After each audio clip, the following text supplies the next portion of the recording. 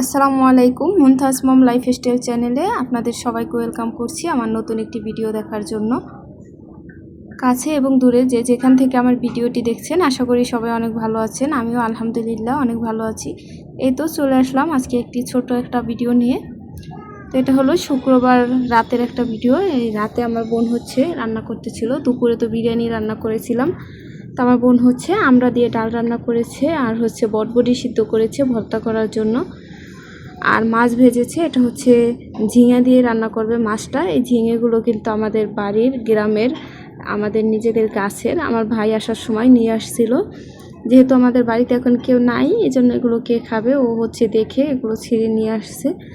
তো এই ঝিঙেটা দিয়ে আমার বোন মাছগুলো দিয়ে রান্না করবে। ও প্রথমে মাছগুলো ভেজে রেখে দিয়েছে, তারপরে ঝিঙেগুলোকে ভালো করে কষিয়ে উপর থেকে পরিমাণ মতো পানি দিয়ে উপর থেকে মাছগুলো দিয়ে দিল।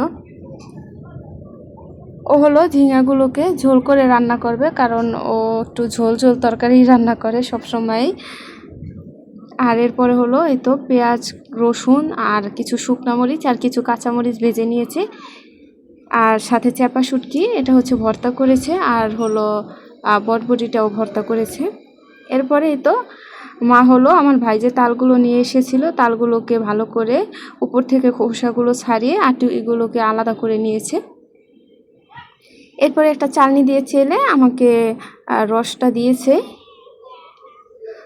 আমি এটা দিয়ে পিঠা বানাবো। এটা সন্ধ্যার পরে আমার বোনের রান্না শেষে আমি রান্নাগুলো আমার বোন করেছে, আমি এটা করতেছি। তো তালের ভিতরে কিছু পরিমাণে একটু দুধ দিয়ে দিলাম, আর মিষ্টিটা পারফেক্ট হওয়ার জন্য একটু চিনি দিয়ে দিলাম আর একটু লবণ।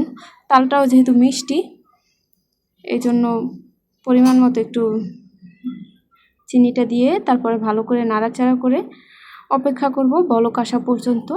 তো বলক আসতে আসতে আমি ওদেরকে একটু মুড়ি মাখিয়ে দিতেছিলাম, মানে মুড়িটা উপর থেকে দিয়ে ঝটপট করে। আমার চুলায় যেহেতু তাল, এই জন্য উপর থেকে একটু চানাচুর, একটু সরিষার তেল, একটু পেঁয়াজ আর একটু বোম্বাই মরিচ কুচি করে ওদের দিয়ে দিলাম। ওরা নিজেরাই হাত দিয়ে মেখে খাবে এই জন্য। তো ততক্ষণে আমার তালেও বলক চলে এসেছে। আমি যে আতপ চালের যে গুঁড়োটা ওটা দিব।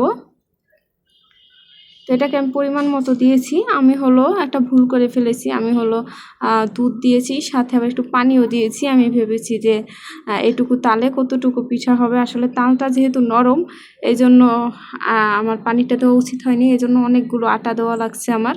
এই জন্য তালের কালারটা একদম মানে হালকা হয়ে গেছে, চালের আটার পরিমাণটা বেশি হওয়ার কারণে। তো যাই হোক, এরপরে দেখতে পাচ্ছেন আমি ওটা নাড়াচাড়া করতে পারিনি। এরপর একটা প্যানের ভিতরে নিয়ে নিলাম, তাও নাড়াচাড়া করতে পারতেছি না। তো উপর থেকে কিছু নারকেল কোড়া ছিটিয়ে দিলাম। তালের পিঠায় নারকেল কোড়াটা দিলে অনেক বেশি মজা হয়। এরপরে এই তো অনেক কষ্ট করে সিদ্ধটা করে নিয়েছি একদম শুকনা শুকনা করে।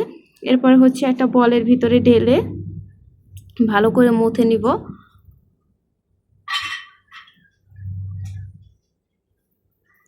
এই তো ভালো করে মথা শেষে আমি এক এক করে পিঠাগুলো বানিয়ে নিতেছিলাম। আমি এই পিঠাটা ভালো করে বানাতে পারতেছিলাম না, তাও যেরকম হয়েছে। আমি এই পিঠাটা বলতে গেলে এই ফার্স্ট টাইম বানিয়েছি। তালের অন্য পিঠা বানিয়েছি, এটা বানানো হয়নি, এই ফার্স্ট বানিয়েছি, কিন্তু তেমন সুন্দর হয়নি।